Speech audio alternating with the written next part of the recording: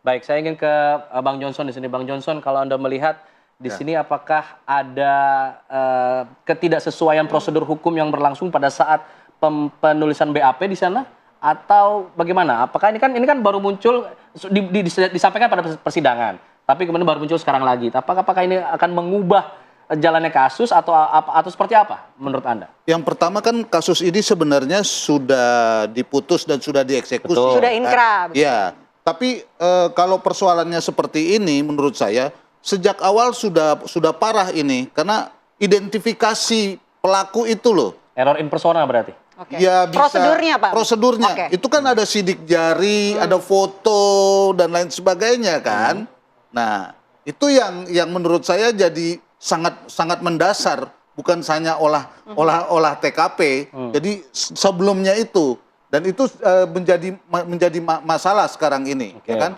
Yang kedua, kalau kita menyangkut identifikasi ini dan hubungannya dengan kasus, tidak saling kenal ternyata, ya kan? Menurut pengakuan dari Iya, akan tetapi kan Evaldi. sekarang ini masyarakat kayak dipaksa, oh ini proses ini sudah benar, tapi rasa keadilan masyarakat mengatakan sekarang ini bukan cuma peradilan sesat, proses penegakan hukum yang sesat, karena lihat saja, dari awal saja identifikasinya kayak begini, ya, levelnya Polres loh, ya, Polres ini levelnya, tapi saya kira ini bukan hanya kesalahan atau kita mencari kesalahan hanya polisi, menurut saya. Tapi ini juga ada kejaksaan, ada juga pengadilan, karena hampir semua itu pasti mengidentifikasi dan mencocokkan orang-orang yang diproses dan yang diadili. Nah ini persoalannya sekarang berbuntut panjang jadinya, ya berbuntut panjang. Karena itu menurut saya semua harus bertanggung jawab, dievaluasi, diaudit dan dieksaminasi dan dimintain pertanggungjawaban orang-orang yang tidak bekerja sesuai dengan prosedur. Sebenarnya itu prosedur-prosedur mendasar. Ini kan sudah berlangsung lama nih. Sudah 8 tahun gitu. Menguliknya lagi begitu. Ya, kalau proses penegakan hukum kita mau diperbaiki, semuanya harus diperiksa. Mau tidak mau. Mau tidak mau. Kalau tidak, maka yang rusak proses sistem peradilan pidana kita yang dikatakan integrated criminal justice system. Gak ada justice jadinya nih. Yang ada adalah kriminalisasi jadinya kan. Bahkan praktek-praktek obstruction of justice. Ya, yang justru terjadi.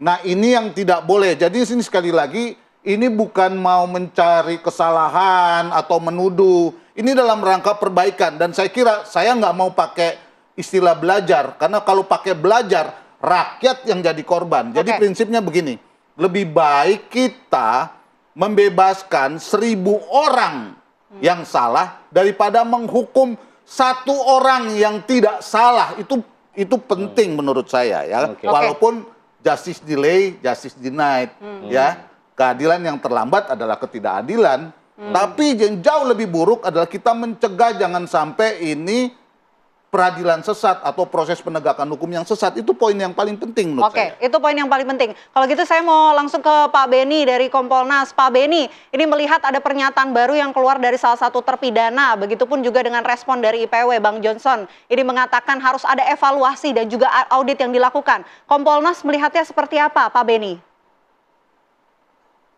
Ya, kami juga mendorong dan merekomendasikan hal yang sama karena ini dari awal penanganannya sendiri banyak kelemahan, khususnya lebih mengedepankan pengakuan sementara dukungan bukti secara saintifik tidak dilakukan. Sebagai contoh, yang kalau mau mengidentifikasi orang apakah dia ikut memperkosa atau tidak, kan di situ ditemukan sperma.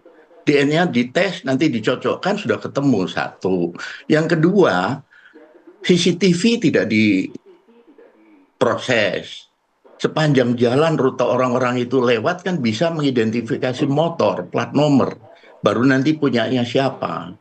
Kemudian sketsa wajah dan sebagainya tidak dibikin. Ini kelemahan di awal. Tapi marilah kita melihat ke depan. Tapi sedikit saya ingin bertanya juga ini, apakah penasihat hukum ketika di BAP tersangka ini didampingi? Dan setelah tidak ada ketidakcocokan atau error in persona, apakah menggugat pra peradilan? Ini kan perlu diuji di awal sebelum berkas ini bergulir ke pengadilan. Nah, kami ingin masuk tahapan sekarang ini. Ini akan ada sesuatu yang signifikan. Karena LPSK sudah merilis. Ada satu orang yang sudah mengajukan perlindungan ke LPSK.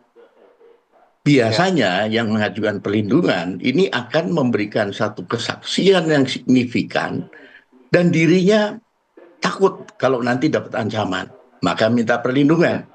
Nah, marilah kita tunggu nanti kesaksian ini. Contoh kasus Subang. Begitu satu orang menjadi justice kolaborator, semua terbongkar. Dan akhirnya keterangan yang sebelumnya diberikan berbalik semua. Ketika rekonstruksi, berbalik semua. Nah, marilah kita tunggu proses yang dilakukan oleh tim sekarang ini. Kita dukung.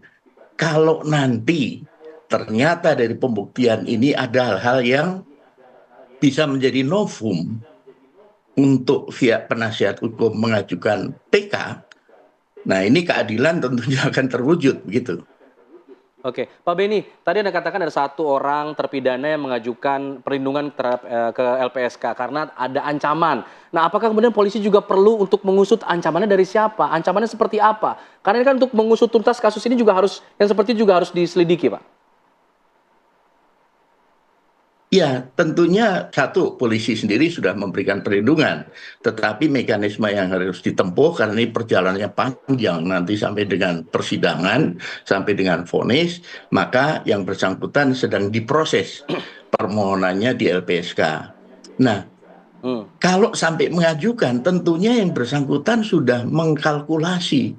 Kalau saya buka ini, ada pihak-pihak nanti yang merasa terganggu, dan patut diduga bisa melakukan tekanan-tekanan atau ancaman-ancaman kepada dia. Makanya majulah ke LPSK.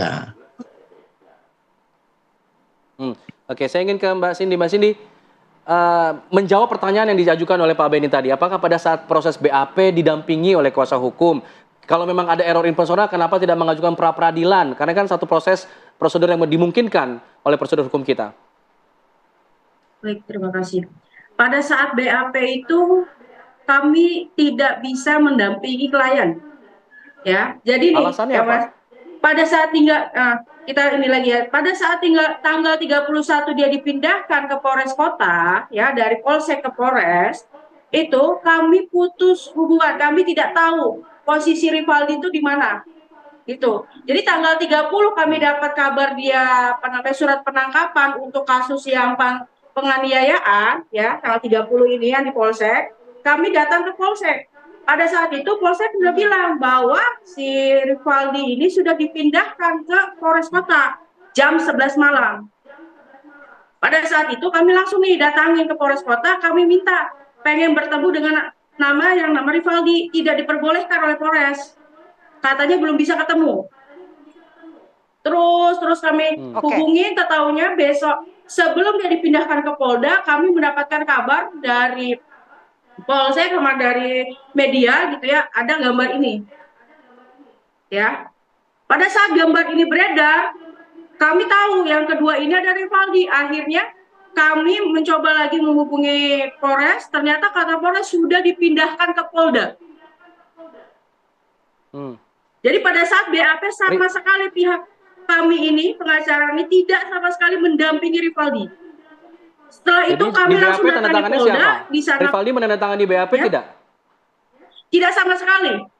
Rivaldi tidak pernah menandatangani BAP. Nih BAP-nya. Oke. Di sini tidak ada. Tetapi di sini ada tanda tangan Rivaldi yang berbeda jauh dengan pada saat dia menandatangani surat penahanan untuk penganiayaan yang di Polsek. Oke. Berbeda jauh tanda tangannya. Melakukan protes nggak dengan tanda tangan yang tidak dilakukan oleh Rivaldi? Sudah. Di pengadilan pun kami sudah mengajukan itu. Sudah semua, sudah kami lakukan. Upaya apapun dari tim pengacara sudah kami lakukan. Nah, saya lanjutkan, Mbak. Ada komentar mengenai hal ini, ada tidak sebenarnya BAP ditandatangani tidak ditandatangani juga sebenarnya masih bisa diproses begitu kan. Tapi kemudian ada tanda tangan yang diklaim berbeda jauh dengan tanda tangan si tersangka.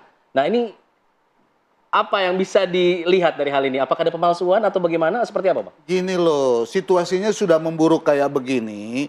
Jangan terus-menerus menyalahkan seolah-olah tidak ada perlawanan dari tersangka maupun pengacaranya dengan menggunakan keranjang yang namanya pra-peradilan.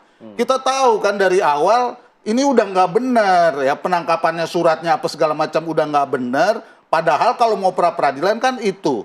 Dan Bisa. kasusnya loncat-loncat begitu kan, bukan hanya tindak pidananya ya kan. Ya. Sementara pra-peradilan itu kan formil, mungkin sudah dipercepat juga sehingga pokok perkaranya dimajuin ya kan. Kalau saya baca misalnya dakwaannya, ternyata di dakwaan itu si Saka sudah lebih dulu divonis.